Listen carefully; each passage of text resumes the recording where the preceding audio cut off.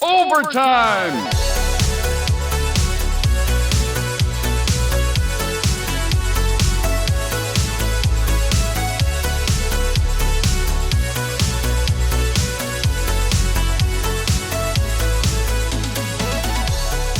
Hey guys, welcome back to Overtime Arcade. I'm Charlie, and I think it's finally time for us to put some artwork on this JROK Multi-Williams cabinet that we've been building for a while now. Now, when this project started, it was originally a spare empty joust cabinet that my buddy Jeremiah from opcorner picked up for me down in Kentucky. And yeah, the plan was to turn this into a JROK Multi-Williams for my friends Mark and Danny from Back to the Media Arcade in Winchester, Virginia. And yeah, that's what we've been doing. So I took this empty joust cabinet, we stripped it all the way down, we repaired all the damaged wood on the cabinet, we painted it black, we built a new speaker panel for it, and I think the next step is to put some artwork on this thing. So like I said, this is for Mark and Danny at Back to the Media Arcade in Winchester, Virginia, and the JROK is going to allow them to have a bunch of classic Williams arcade games in the same machine.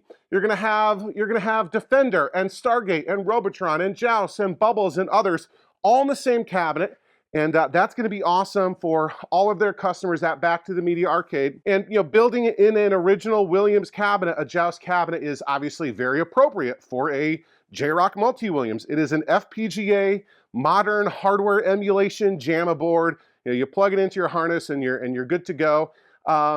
But we're going to put some artwork on this thing, and you have a lot of different options. There have been lots of different Multi-Williams systems throughout the years with different artwork. Some of them actually even had supported different games. This is the artwork that Mark picked out. He likes, I guess, the design. It's a whole set that we got from Stickersmith on eBay.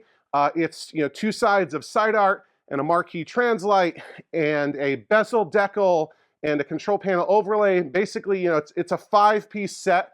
Everything you need for the artwork. And like I said, there have been many different designs over the years, and this is the one that appealed to Mark the most, so that's what we're going with. And yeah, it's unlike originally Joust cabinets and most Williams cabinets had stenciled side art, and you've seen that before with my Joust. You know, my Bubbles is the same, the Robotron is the same. For the Multi-Williams, it's just a decal for the side art. And here it is. I took some time. It was actually kind of a bit of a pain to get everything lined up exactly right for a couple of reasons. There are certain parts here where the Joust cabinet is relatively narrow, like right here in the sort of monitor area, and this is a relatively wide piece of artwork, especially at its widest point. You know, I would have maybe liked to go a little bit higher with the artwork, but right here is kind of where it'll fit and not touch any of the sides or edges. The other thing that makes it a little bit challenging is, you know, the other side of the artwork isn't just a mirror image because of the text, and so it's a little bit different. And anyway, we got it lined up perfectly. I got it lined up on the other side too. I think it's about 9 3/4 of an inch down from the top, centered as best I can. It is a little bit slanted, and that's in order to fit, but I think it actually looks kind of good right there rather than having the text just perfectly flat and level to the ground. I think it looks good. So what I've done is I've got it taped in place up here and along the sides, and with these spring clamps to hold this onto the cabinet. What we're going to do, you've seen me apply artwork before. Essentially what we're going to do is we're going to roll up the bottom. We're going to cut off the backing for the bottom, what is that, 10 inches or so. We'll lay that flat onto the cabinet, and then we can remove the tape, we can remove the clamps. The bottom of the decal that's already been applied will hold it in place, and then we can flatten out the top of the rest of the decal. You've seen me do this before, but it's always a little bit different. The artwork's always a little bit different, the material or whatever. And of course, this is a painted cabinet. I used the roll-on. I rolled on Rust-Oleum satin black after a primer, and I let this cure for, gosh, it's been at least 2 weeks, maybe 3 weeks that this paint has been curing, so I feel pretty good about the application. So enough talk, let's go ahead and do it. Now, again, I got this artwork from Stickersmith on eBay. I would say it's a pretty budget-friendly option. This is not the highest quality stuff. It's not quite up there with like Phoenix Arcade or This Old Game or some of the others. Zabos makes really good stuff. I would say this is more budget friendly. You know, and that's not to knock it. Sometimes you're going for a really, really authentic restoration, but because this is a multi-Williams, there's no such thing as authenticity here. So this is a little bit more budget friendly. And for that reason, I'm absolutely, if I can find it somewhere, I'm absolutely going to be using Rapid Tack. I'm going to use the wet method for this application. Rapid Tack is basically like water and soap, and I don't know if there's alcohol in it and a little bit of like fragrance. And this just helps you, it makes the application process of putting vinyl artwork on a cabinet a lot more forgiving. Basically, we're going to spritz down the cabinet, we're going to spritz down the back of the artwork, and that's going to allow us, if we need to remove the artwork and lay it back down without damaging things, without the, it basically like pauses the real adhesion of the, you know, the sticker backing before it really locks onto the cabinet. And it also, most importantly, makes it really easy to get air bubbles out, especially because this is not super, super high-end material like the air bleed, air channel kind of stuff. This is basically just a big sticker. And so by using the wet method, we'll be able to burp out these bubbles of air pockets. You'll see it in a second. Any air bubbles that we find in here, we'll be able to burp them out with the squeegee using the Rapid Tack, and it'll come out real nice. So what I need to do here is find my tools. I'm kind of all discombobulated, and hopefully you can still see what I'm doing and the camera's still rolling, because we only have one shot of doing this. Well, technically two with the other side, but I'm just going to come down here and actually let me grab an extra piece of tape so that I can hold the artwork back while we're peeling the backing off. Okay, here we go. I'll just stick it here for a second, and we'll get this backing started, peeling it off of the side art decal. I'm trying to do this without damaging anything, obviously. Okay. All right, and we'll just get it started. Be careful not to crimp or crease the artwork. And it is die cut, so you got to be careful about corners here. You don't want to tear anything or stretch it. You can tear the backing, that's okay, because that will be discarded. Come on.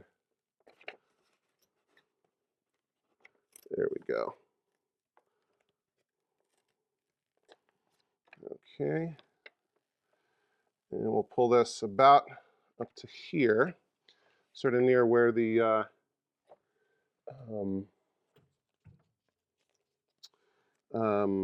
you know, the tape is. I'm going to hold this right here just for a moment, and I'll use this tool, which is the same kind of thing you would use to cut wrapping paper at Christmas and birthdays. Just sort of slice it through. Allows you to make nice, straight, even cuts. It's just like a razor blade in here, but this slider sort of holds everything there. And we'll take our Rapid Tack, and you need to shake it up. It'll turn all into foam. And we don't need to use a ton of this, so I'll just spritz this down just a little bit. And grab this, peel this off, and we'll spritz just a little bit on the back of the decal. And now I've got my squeegee, artwork squeegee with some felt on it. And you can just start coming down here, and the Rapid Tack will help smooth out any of the bubbles. It kind of, you know, wraps the bubbles in a soapy liquid, and it pushes them right out, or makes it easy for them to burp right out. I can remove this tape here. And yeah, we'll come right here. Oh, I can see right away I have a little bit of something going on. I did clean it, but there was some kind of debris or something there. Right here. Right here. I feel it.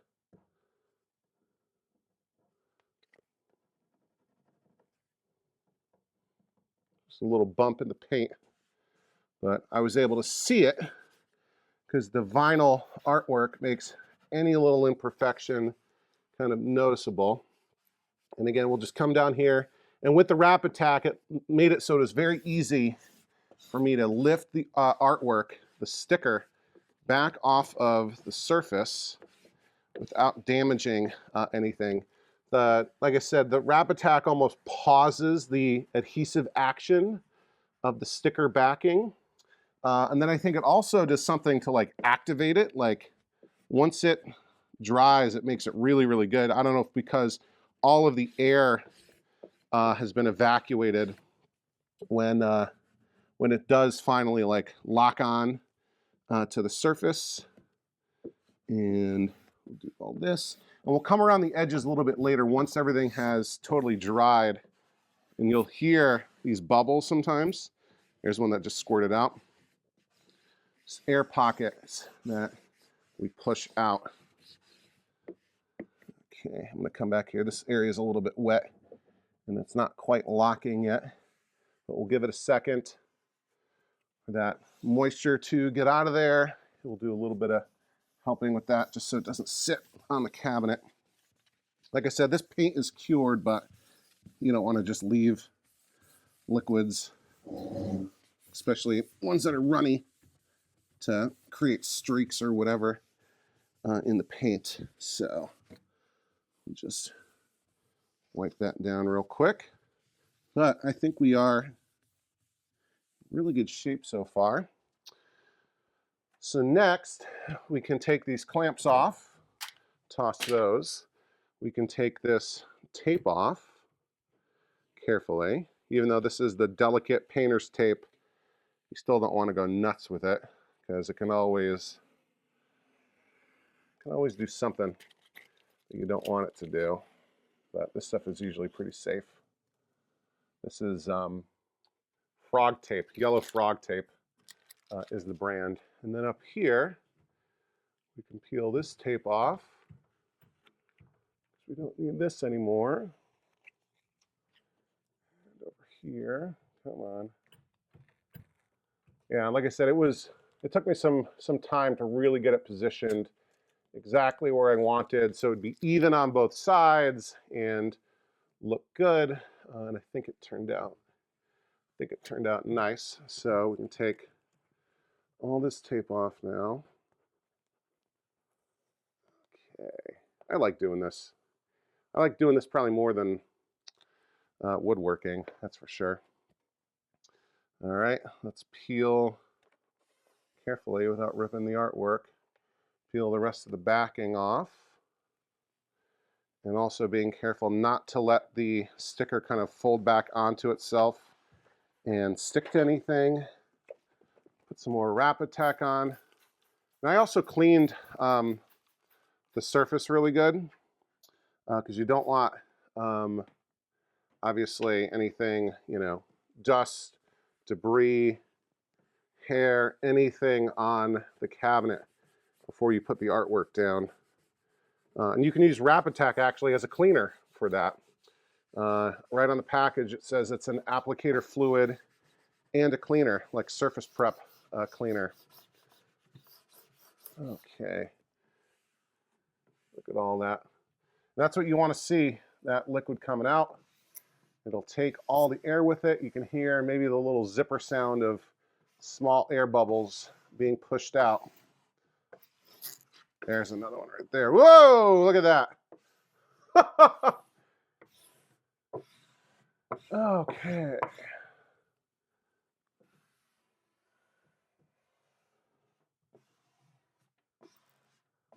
Yeah, and listen for those little crunchy zipper sounds of bubbles trapped. Not this kind of bubble, air bubbles trapped behind the artwork. And pay extra attention to, where the seam was between where you cut the backing and folded it over. I still think there's one here. There, oh yeah, watch this. Yeah, okay. Ha! Making sure we got all the air out. And all of the rapid tack out.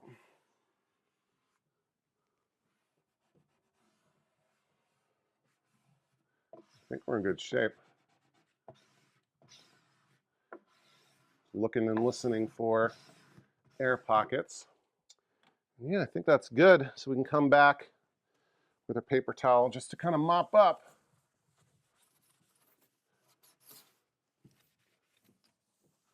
Yeah, how's that look, guys? I think we're in pretty good shape here.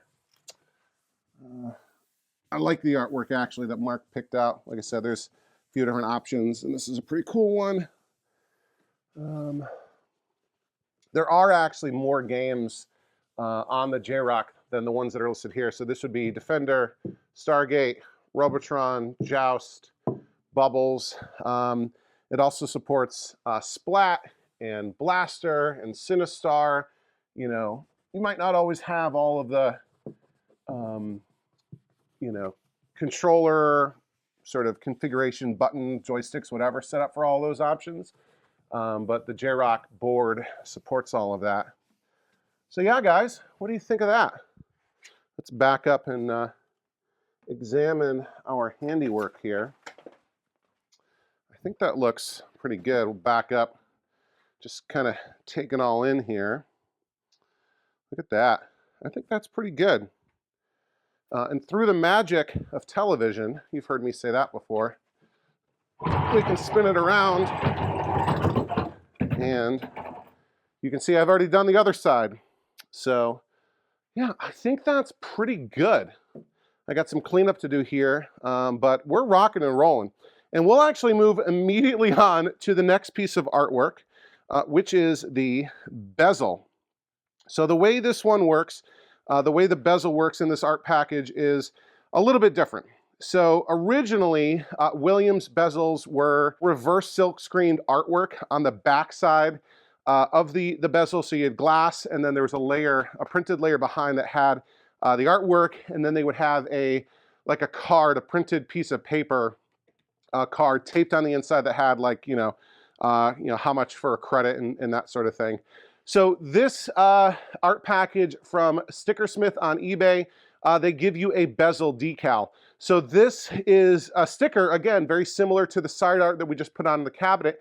And this is designed to go on the outside of the bezel, the top of the bezel, because I have a piece of tinted glass here, and if I put it on the inside, it would sort of make it, washed out, that sort of thing, which we don't want. So basically, we just apply this to the glass. Technically, that would be possible, makes it possible for a vandal to kind of peel it off of the glass, but they can peel the artwork, the side art off the side of the cabinet. So I don't think it makes a huge difference there. Now this glass that we're using actually came with my other Joust cabinet. So years ago on this channel, one of the first restoration projects that I did was I took a Joust that had been converted to SNK Street Smart, and we can deconverted that back all the way to a dedicated Joust cabinet. I did source, and there's a lot of things that I had to source for that project, including an original bezel. But there was a bezel that came on that, Joust cabinet that had been converted to Street Smart.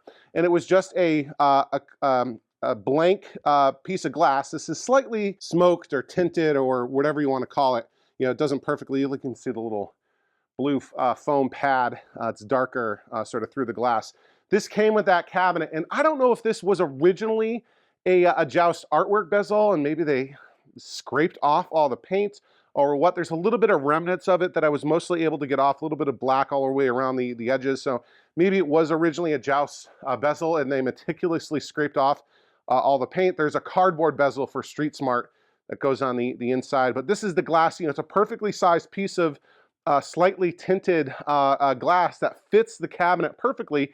And that's what we're going to use to mount this bezel decal onto. So very, very similar process, except we're not going to do the wet method. I think there is a different kind of Rapid Tack, maybe Rapid Tack 2, that's intended for going onto glass, but I don't have any of that. So we're going to go with the dry method to apply it on the glass. The artwork is sized pretty well. Top to bottom, it's a perfect fit. Side to side, there's maybe a 1/16 or a 32nd of an inch of under fill on either side, but I think that'll be okay ultimately. So I've got this clamped into place, and the application will be pretty similar.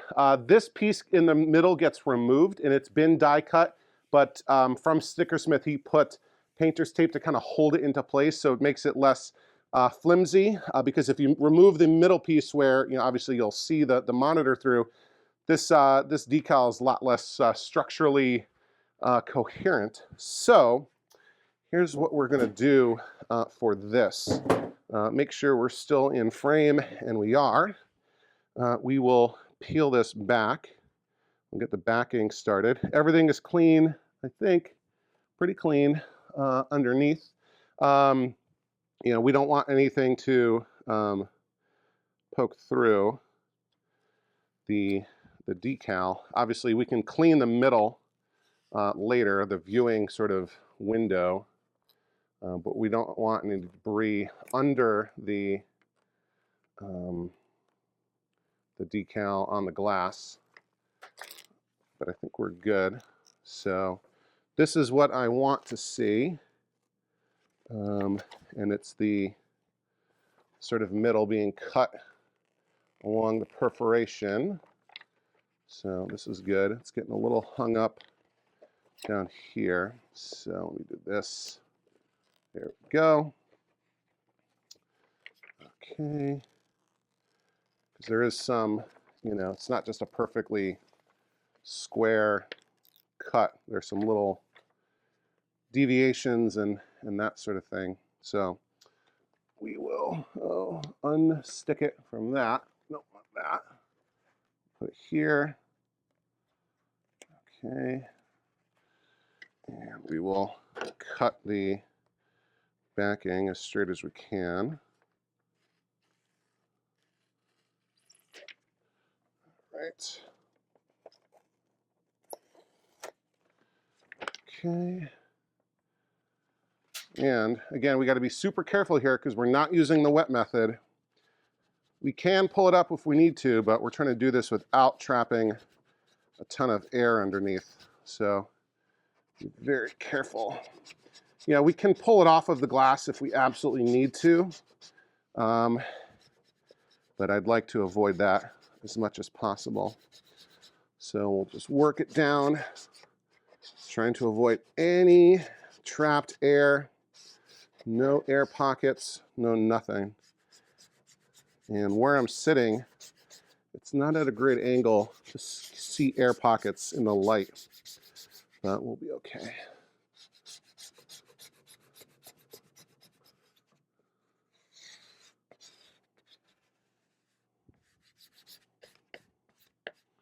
All right.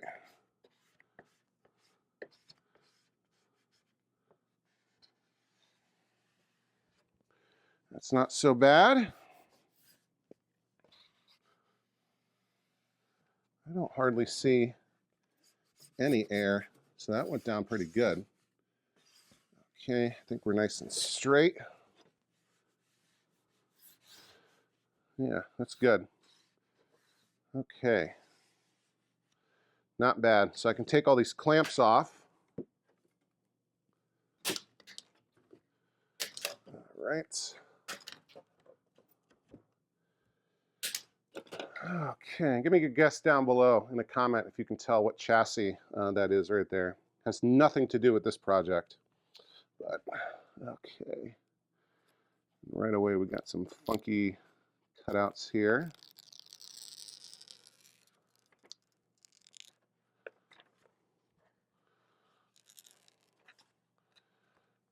Okay.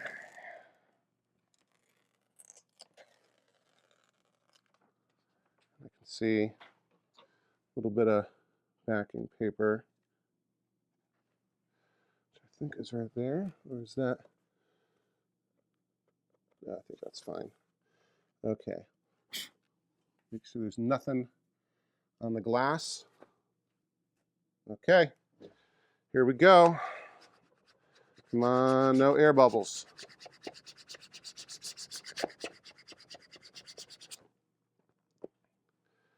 Okay. Yeah, I was out of town all week for work. And so now it's Saturday, and I'm only starting to, Saturday evening, and I'm only starting to film this weekend's episode, so it won't be coming out to the public on Sunday afternoons like I normally try to do it.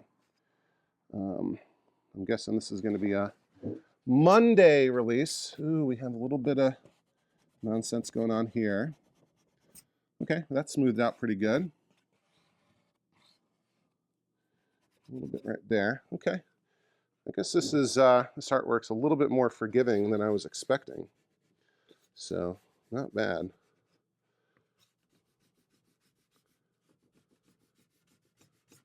All right. And last week I was super busy too. I couldn't even get a full-length video out last weekend, so I did a short, like a 3-minute short on the what do you call it? The speaker panel that I made for this cabinet. Yeah, this looks good, guys. I even did, like I said, I was out of town for work last week, and I did our monthly members only live stream from my hotel room, just chatting about stuff and checking out Facebook Marketplace for projects, that sort of thing. Yeah, I think this looks good. Okay, there's a tiny little bump right here, right at the bottom edge, but I'm not worried because this is going to be covered like up to here by the control panel, sort of, you know, little overhang there. All right, so this looks good. And again, making sure that we're still filming, and we are. This is like a 30-minute clip. Let's remove the inner piece to sort of show you what this bezel will look like now in all its glory.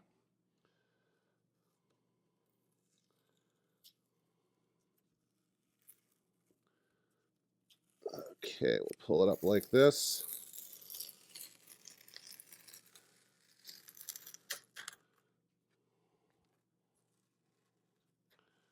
Oh, that's cool.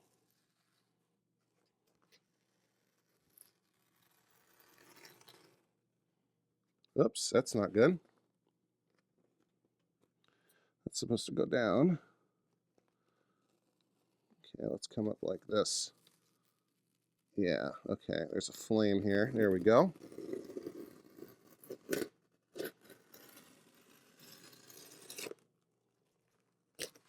All right, put that aside. We have a little bit of leftover painter's tape from Stickersmith.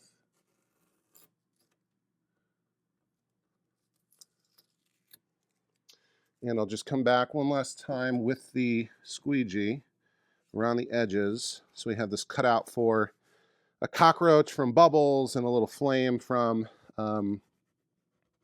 Joust. We'll make sure that all these edges are laying down nice, because they get pulled up a little bit when you're removing the inner piece. But yeah, how does that look? Whoa, not too bad at all, even if I bump into the tripod. So let's do this.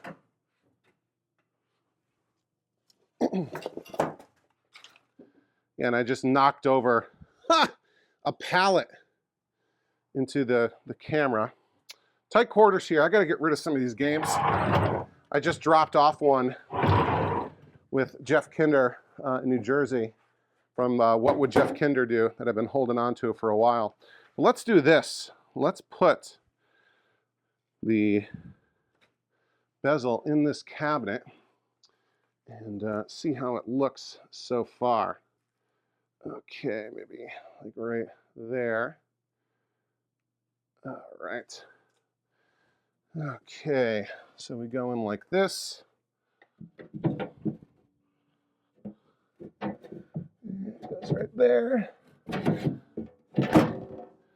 Not too shabby, right? Not too shabby at all. That's looking good. All right, and like I said, it's not quite as good as like a reverse silk screened bezel, but for what it is and the very economical price, I'd say that's looking pretty good. So let me get set up for the next step, which will be the control overlay. And yeah, I got something cool for that, so stay tuned. All right, guys, here's the control panel overlay, aka the CPO. And I think this is probably going to be the most challenging part of the whole artwork application process for a couple of reasons. But let me back up a little bit. This is not, down here, this is not the original control panel that came with this cabinet.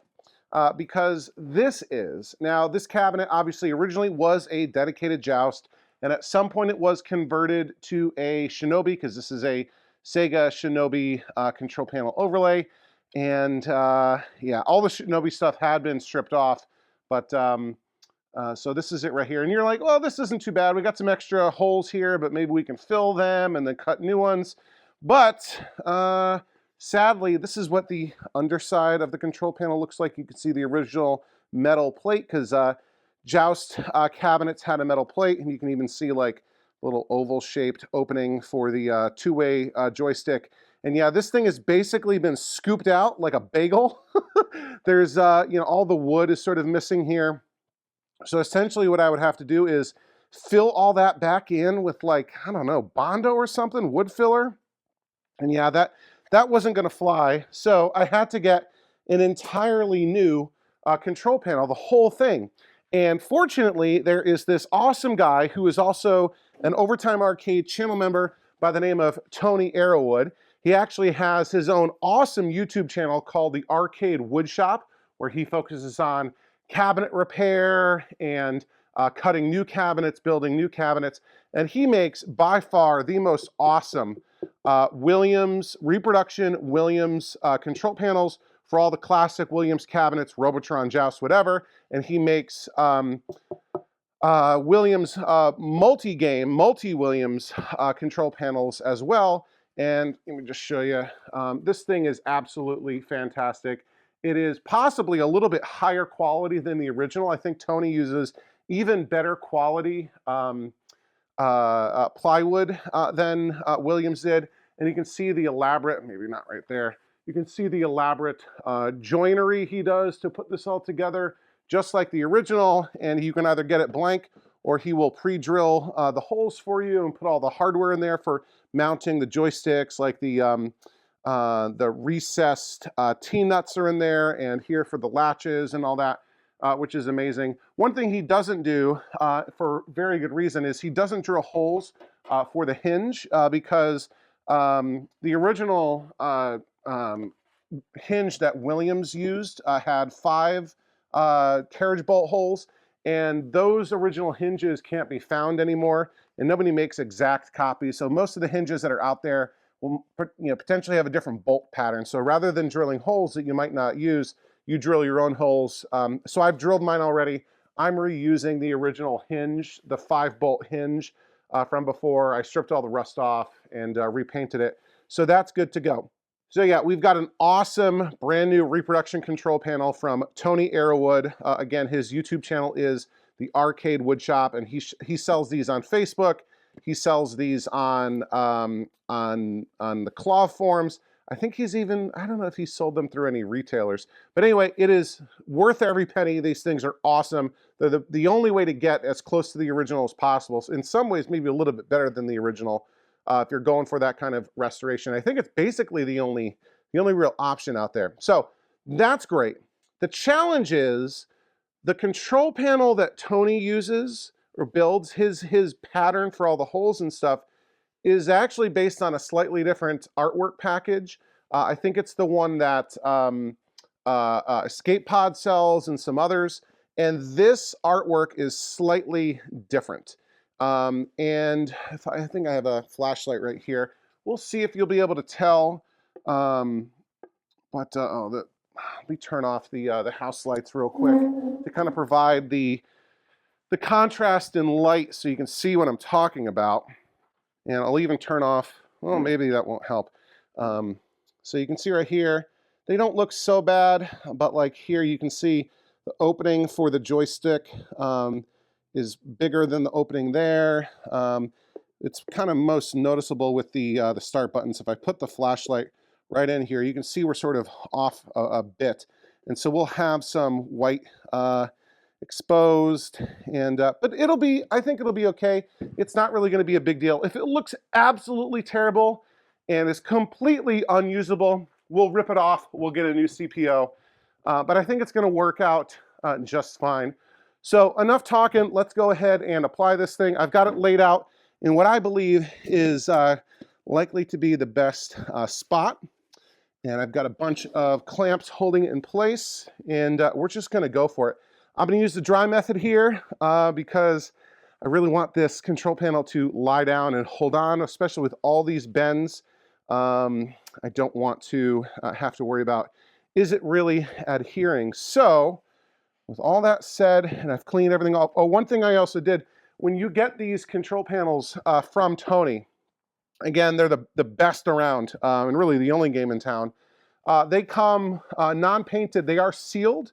So there's a finish on them. Tony's like, you don't have to do anything to it. You can pop it right on. I do like to paint my control panels white, especially with a control panel overlay that's as brightly colored as this. Often, you know, the artwork is not super thick. Well, that, you know, no color will come through. And you know, especially this budget-friendly artwork, it's not the thickest stuff in the world. So having white paint on the control panel itself will just help make the colors pop. Like, look at all these colors for Stargate over here, and Robotron, and Joust, and everything. So this, you know, it'll look like wood when you get it from Tony. It'll have a finish on it, it's sealed basically, and you don't need to put anything on it. You can apply the control panel directly on you can apply the CPO directly onto the control panel as you get it from Tony. But I decided to paint it white. And it's just the Rust-Oleum Universal Satin white. A couple light coats of it, and we're in good shape. So let's do it here. And we will peel the backing. And this, you know, this is a budget-friendly control panel overlay from that kit on eBay from Stickersmith. This is, you know, relatively thick stuff. It is textured, which is something that is highlighted in the listing on eBay. And it looks pretty good, so hopefully we can get this on in good shape. We're just going to, again, cut the backing with this. I think this is like a Christmas wrapping paper tool.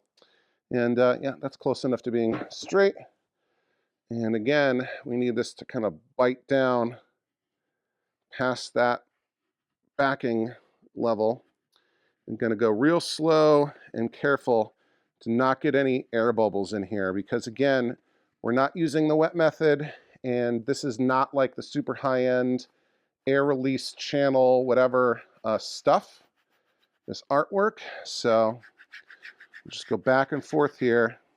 We have all these bends too in the control panel itself that we have to work with. Some stuff, you know, some of the really thick high-end control panel overlays, you can use a heat gun to help bend the artwork when you go over these curves here. It'll soften up the material. I don't think that's going to be necessary or helpful this case. So this first face looks pretty good. We've got no bubbles that I can discern right there. And now we're going to make our turn. Lay everything right there. And again, this is where we need to be careful and really kind of, I'm holding the control panel in place so it doesn't move. And I'm coming just over that bend, making sure we're getting 0 air bubbles, 0 air pockets. I mean, there's things we can do to fix it if that happens. Basically, poke a tiny hole in it and get the air out. And there are enough holes, like pre-drilled holes in the control panel, where if we do get an air bubble, we might be able to move it to one of those existing holes to release the air without having to work it all the way to the edge, which could be difficult. But I think we are doing okay right here. Oh, that is a drill hole. Okay. Bolt hole. All right. Okay. It's looking good.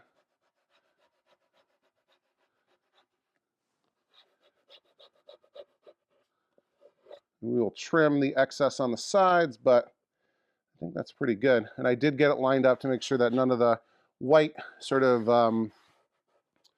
I think there's an artwork term for that, but the sort of overhang is the bleed. The white part of the bleed will be what we trim off.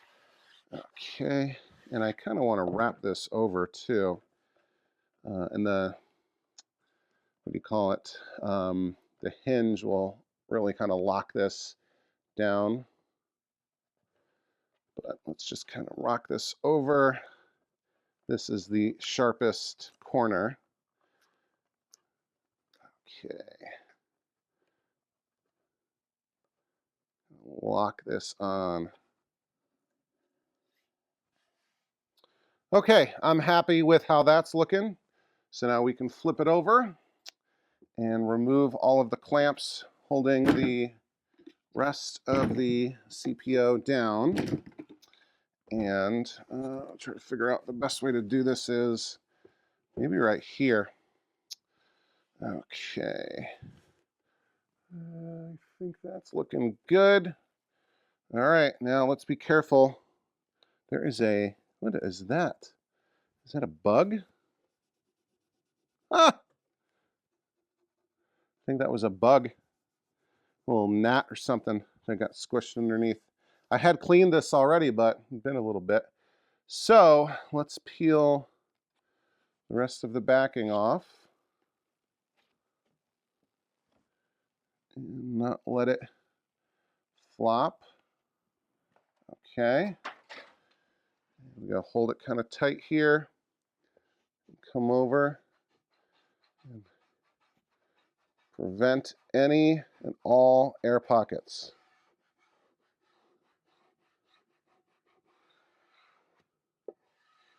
You know, guys, obviously myself always prefer original dedicated cabinets. But if you don't have the space, or if you're, limited, I mean, everyone has space limitations. But I think, multi-Williams are great solutions for public arcades like Back to the Media in Winchester, Virginia. No one's going to, unless you're a private collector or really into this stuff, nobody's going to go out of their way to own, 7 or more different Williams cabinets dedicated. It takes up a ton of space. And if you can, satisfy that demand, especially a public arcade has to cater to all kinds of customers with all kinds of tastes. A multi-Williams is really a decent option. And Mark's probably still going to keep his, I would imagine that he's got a dedicated joust. He had a Bubbles, but that got traded to me. Okay.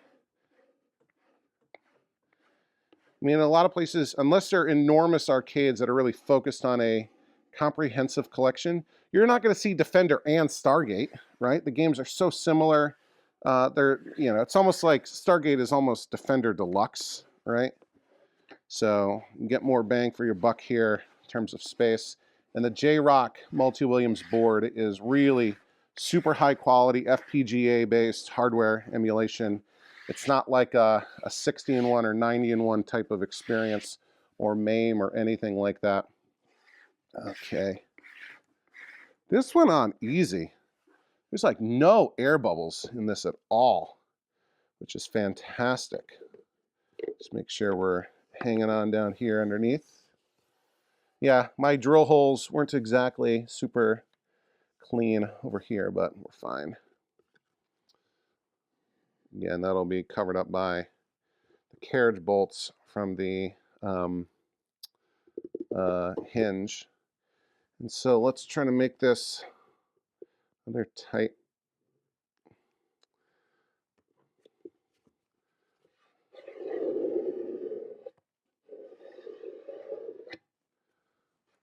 Okay.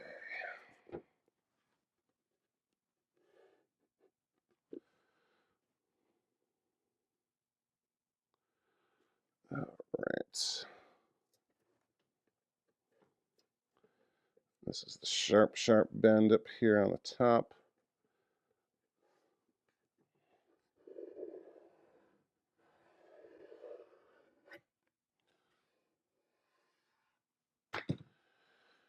All right, guys, that looks pretty sharp, if I do say so myself. Look at that right there. Doesn't that look good? Yeah, we got everything laid out. So what I'm going to do now is I'm going to go ahead and trim off the excess on the sides, and I'll probably go ahead and bolt on the hinge onto the bottom. Again, it's just right here. This is the original hinge from the cabinet. Stripped all the paint off, or stripped all the rust off, and then painted it black. So we're good to go there. So yeah, let me go ahead. We'll trim off the excess. I might cut out the holes. I'm a little bit nervous to do that because that'll show sort of how kind of off we are. But then this will be ready to go onto the cabinet. All right, guys, and here's how we're looking. I think it's pretty good. I'm really happy with it. Obviously, I've done a couple more things, but I got the control panel overlay laid down and trimmed, cut all the button holes and joystick holes out.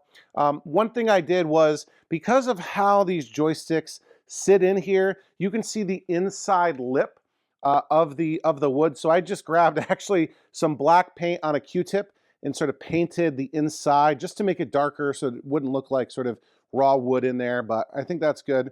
I've got all the buttons installed except for one, and I've got one of the two joysticks in here. So again, being a multi-Williams control panel, we need to be able to support as many games as possible. So we have a 2 joystick setup, and that's going to allow us to play all of the games that we want to play. We're going to have, you know, twin stick shooter for Robotron, 2 joysticks and 2 flap buttons, like one here, and I forget which one is the player 2 flap button for Joust.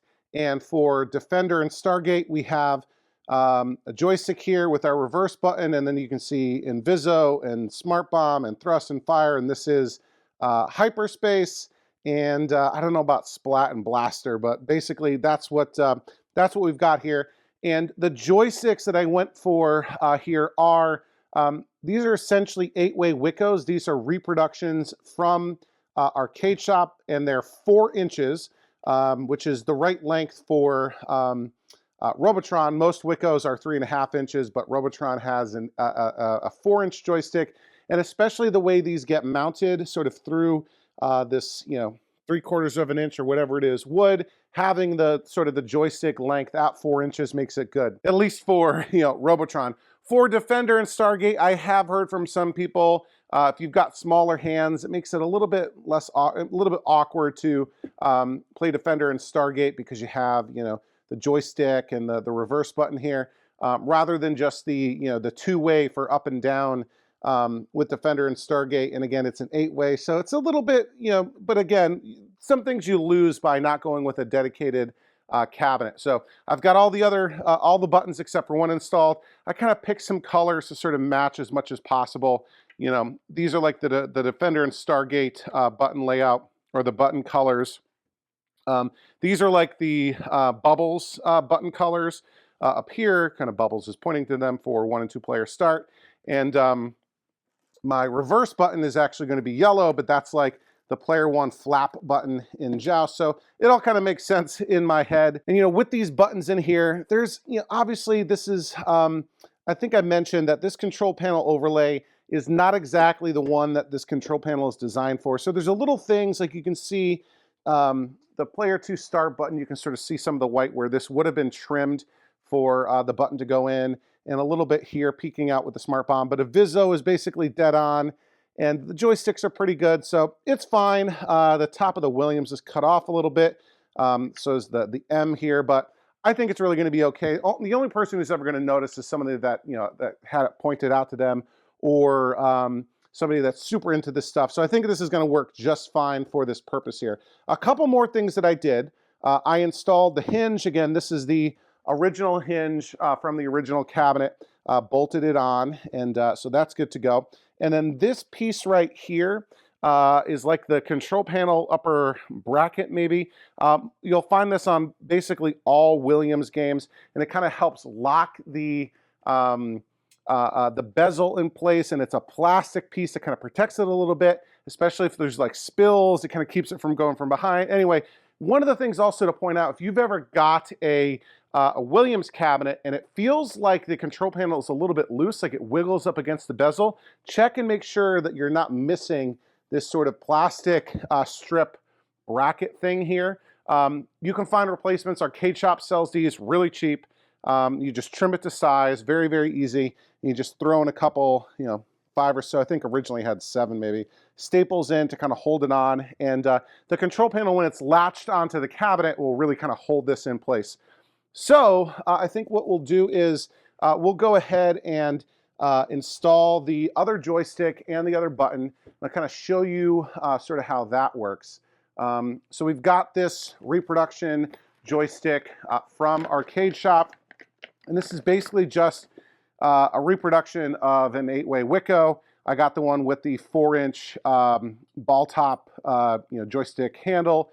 And yeah, pretty simple. There are directions, and I forgot it. I didn't look at them the first time. I noticed afterwards. There's actually directions for sort of how it goes together, and it all makes sense. There's a little bit of assembly you need to do. The main mechanism comes pre-assembled, but a couple things we need to do here to put it in place.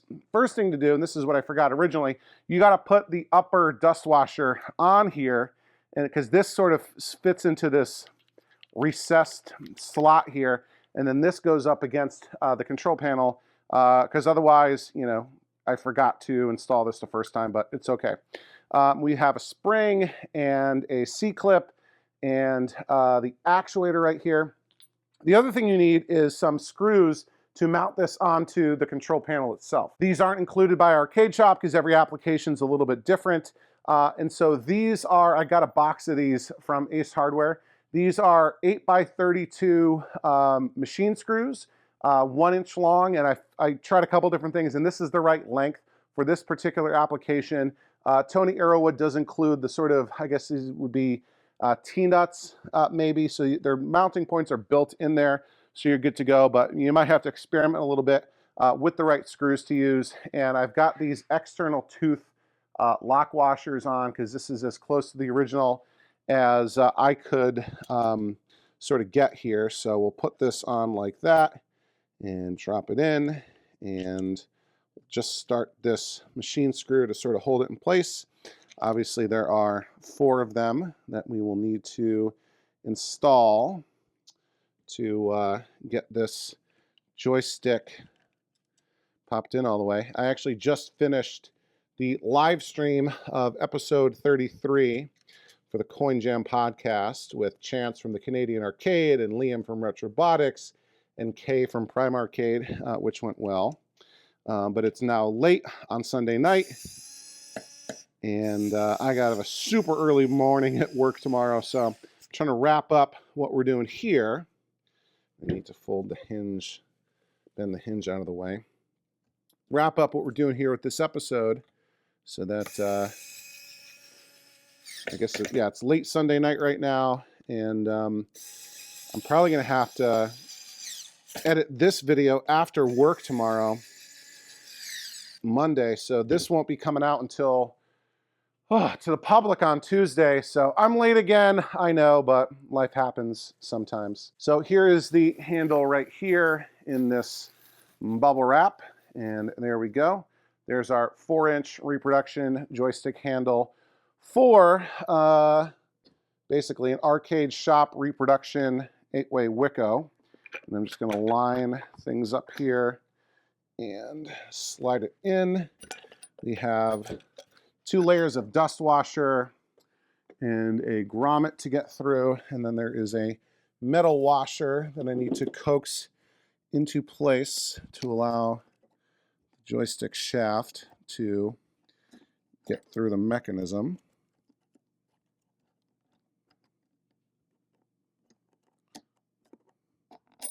Here we go. So hopefully you can sort of see what I'm doing there. There we go. Now it's locked in. And again, following the instructions, there's our spring just hooked onto the C-clamp. So we'll slide our spring on.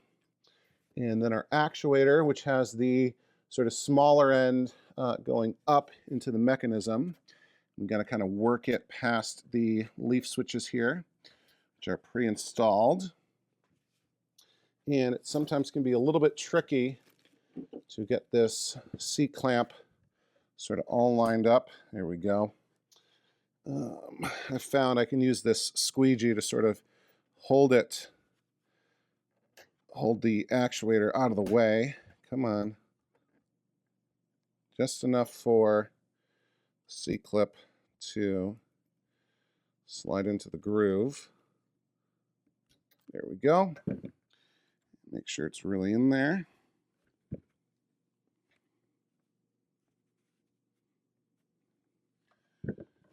Okay, I think we're in business.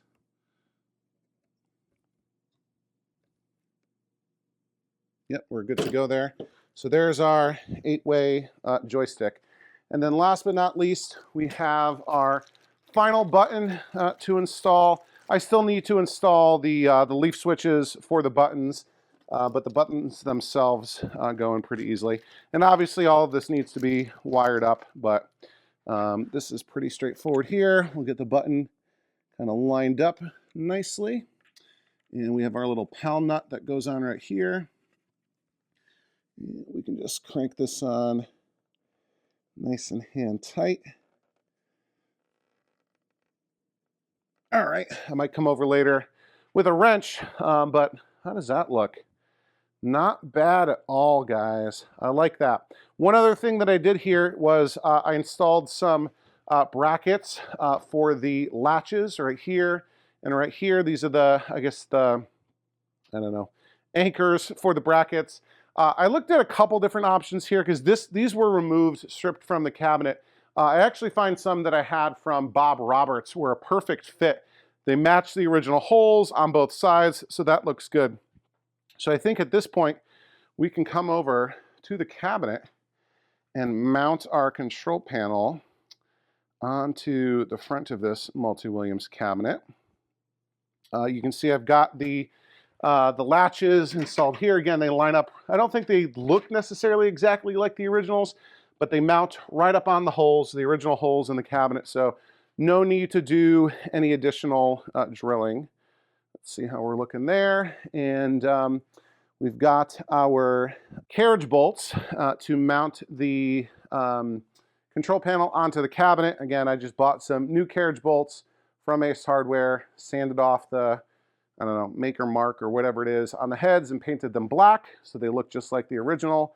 And there's 5 of them, but we can start with 2 here and just kind of get everything lined up to go into place. I'll stick 2 of these carriage bolts into the bottom part of the hinge, and that'll line up to the holes that exist already on the cabinet.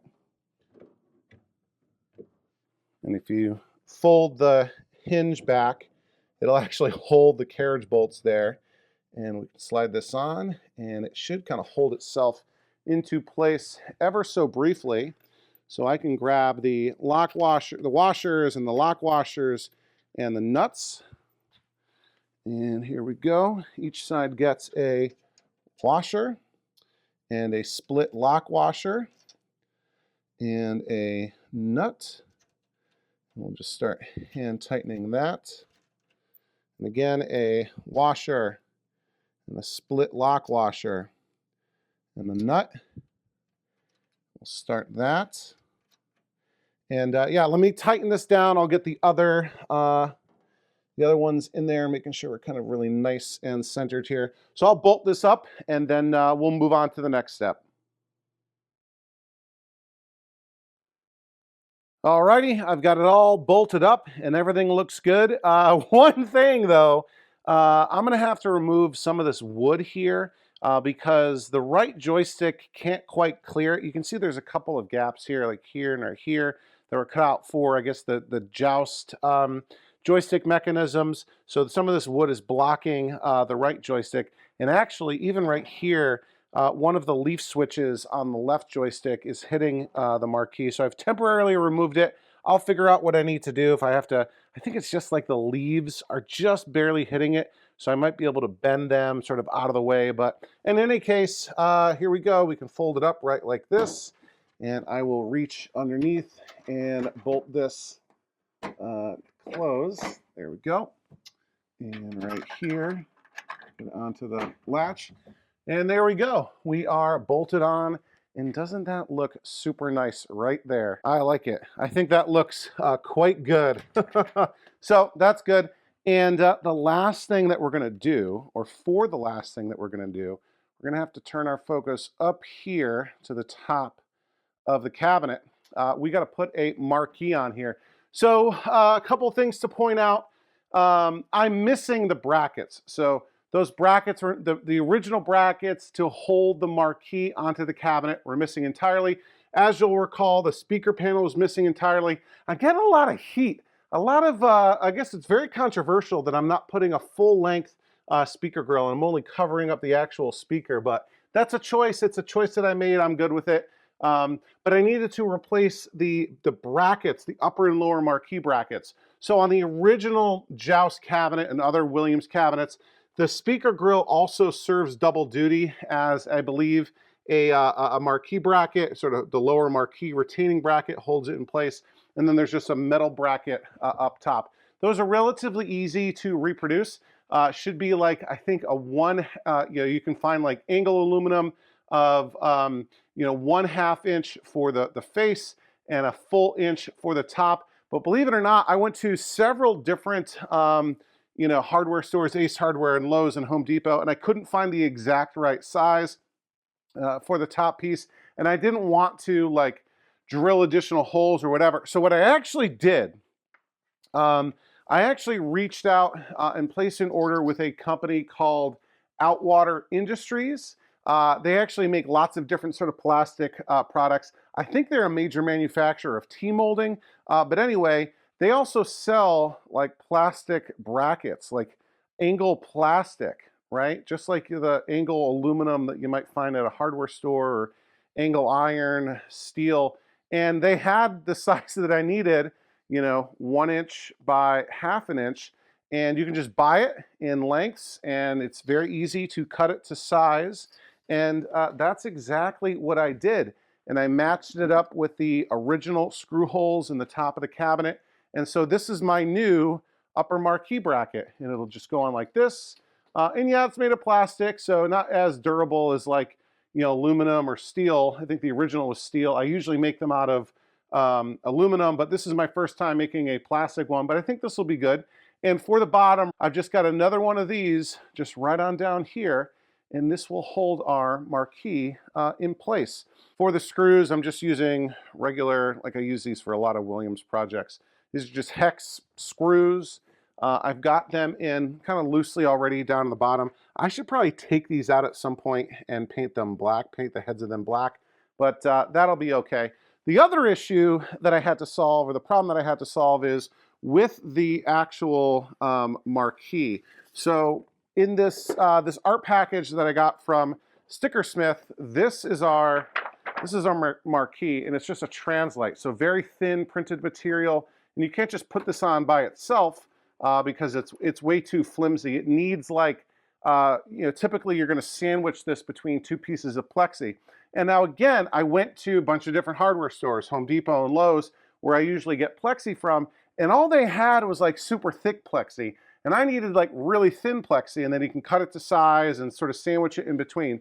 So the way I solved that was, I can show you over here. I went and I got the cheapest giant poster frame that I could find. Was it like a Michaels or something like that? Like right here, and I opened it up and I took the sort of plastic edging, because all I wanted was the plexi, the very thin plexi that comes on these frames. And you can sort of see I cut the two pieces that I needed out of it, and that's what I'm going to use as the plexi for this marquee. I think I got this idea from Ty Laurie. I think he was talking about it. I heard it, somebody was talking about they were having trouble finding plexi in the size that they needed, and it was too expensive or whatever. And so, yeah, so I've got my marquee translite, and I've got these two pieces of plexi here that, again, I cut to size, and I'm going to go ahead, and that's like super cheap, and Michaels has like crazy coupons. I need to peel off the protective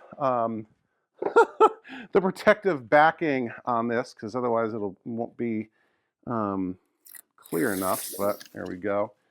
And I think it's only on, is it on both sides? Could it be? No, it's only on one side. Okay. A little bit dusty. I'm going to have to clean this at some point. But we can grab our two pieces. And we'll put this first one in. Yeah, this is a little dusty. So I'll have to give this a wipe down before I bring it to Mark. And then we will grab our translite, our Marquee translite, and pump that into place. Slide right into the little channel of the retainer bracket. There we go. And our other piece of plexi, again, cut from just this cheap poster frame from Michael's, right? Who would have thought? Okay. And we'll slide it into place here. How's that looking? Pretty good. Okay. Get all centered there. And I'll grab my screwdriver. And we can just tighten this up.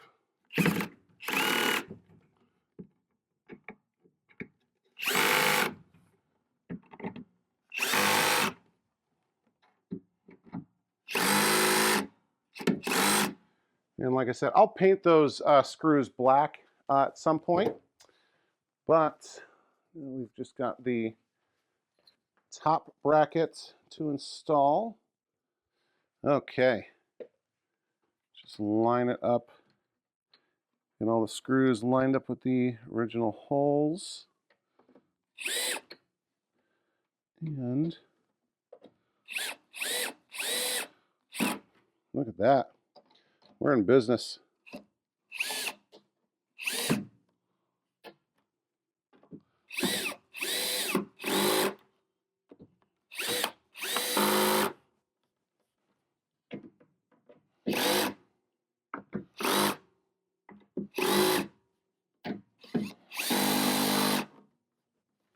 Okay, how's that?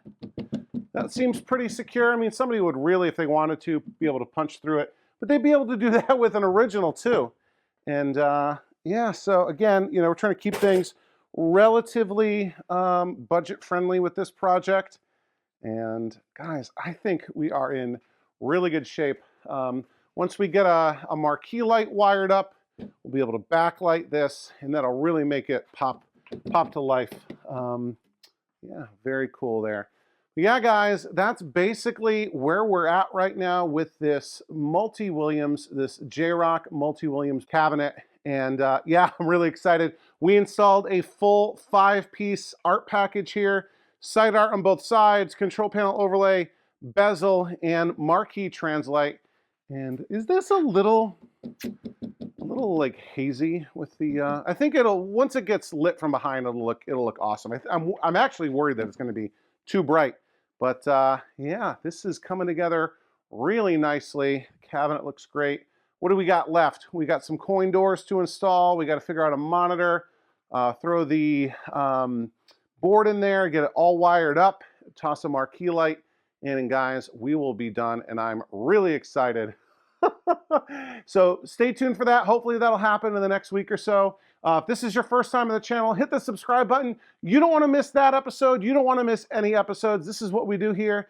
We typically aren't doing like, you know, modern boards. We're typically doing original dedicated arcade games, but we like to switch it up from time to time, doing all kinds of different restoration projects. As you can see out here in the garage, I got plenty of stuff here to keep me busy, including several that I haven't even talked about yet. So yeah, hit that subscribe button so you don't miss a single episode. Do everything the YouTube algorithm wants you to do. Like, share, comment, hit the hype button. Leave me a comment. Let me know what's your favorite Williams game. What's the first game you'd play here if you found a multi-Williams game, multi-Williams cabinet out in the wild. Hit that hype button. I'm sure it does something. I'm not exactly sure what it does yet, but I'm sure it does something good. And if you want to support the channel, a couple different ways to do it. I've got a merchandise shop. You'll find a link down below. Hats, t-shirts, hoodies. We got knit caps to keep your head warm, not that the temperatures are turning cold. You can leave a super thanks. It's down below. It's kind of like a super chat, but super chats are for live streams. super thanks are for videos like these. And the best way to support the channel, guys, you've heard me talk about this a bunch, but then I hear people saying they've never heard about it, is the Overtime Arcade channel membership program. Yes, 100 plus awesome folks. They all donate $1.99 a month. And in exchange, not only do they get to support their favorite arcade repair and restoration channel on YouTube, oh yes, they get access to a bunch of awesome perks, including a monthly members only live stream. We just did ours for October. It was a blast. It's always a lot of fun, super interactive. They get early access to all new videos. Typically I release videos on Sundays, so they get access on Saturdays, but this one's late. So they'll get access to this maybe late Monday, and the public gets access to it on Tuesday. And best of all, they get to join our private members only Discord. And it's, guys, Discord's kind of like a chat room. It's kind of like Slack. It's kind of like a forum. It's great. You can DM on it. You can DM me on it. We chat about all different kinds of things we're working on and collecting and helping each other out with deals. And anyway, you need to be a part of this. The Discord is awesome. Everybody loves it. Click the join button down below to learn more about what it means to become an Overtime Arcade channel member. And I truly appreciate all the support from all the awesome people here. And if you've been in this hobby for any length of time, I am sure you're going to recognize several of the names here. Reach out to any of them and they will tell you how awesome the channel membership program is. So anyway, guys, I think we will wrap it up here. As always, thanks for watching Overtime Arcade. I'm Charlie. God bless you all, and I'll see you next time. Overtime!